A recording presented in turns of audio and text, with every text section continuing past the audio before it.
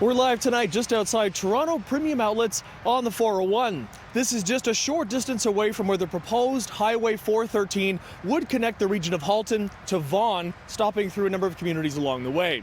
It's one of a pair of projects that the province recently announced that they wanted to move forward with.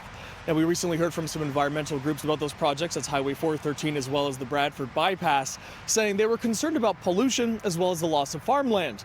But now one driver's advocacy group is saying they're giving the plan a thumbs up. They say there's support for it in the community.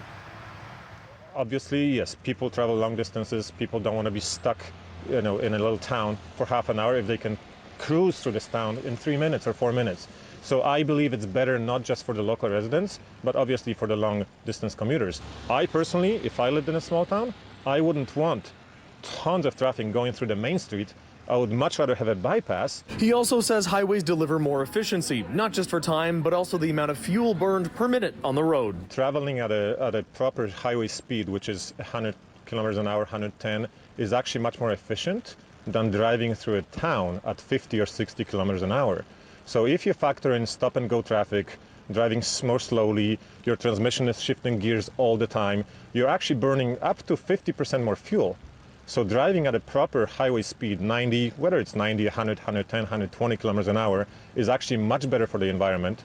So we don't really agree with with a lot of parties that are opposed to highway constructions. Meanwhile, Shoshana Sachs is an assistant professor of civil and mineral engineering at the University of Toronto and a Canada Research Chair in Sustainable Infrastructure. She's presenting a different vision. Whereas highways delivered a lot in the 50s and 60s, now their impact is really marginal in terms of the benefits they give, and their costs really high.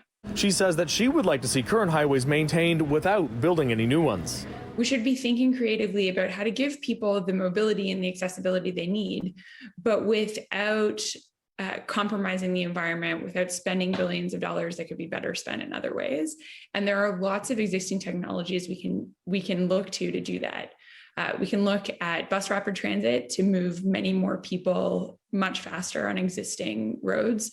It doesn't have to just be, let's make the highway wider. Meanwhile, Klimek describes driving as an essential part of life and says he wants the focus to remain on greening the technology inside the vehicle itself. He's also advocating for the province to increase the going posted speed from the 100 kilometers we typically see. When a vast majority of safe drivers are choosing to ignore that speed limit and drive at 120 or 130 kilometers an hour, and the fatality rates are low, which they are in Ontario, they're very low, we want those voices to be heard as well.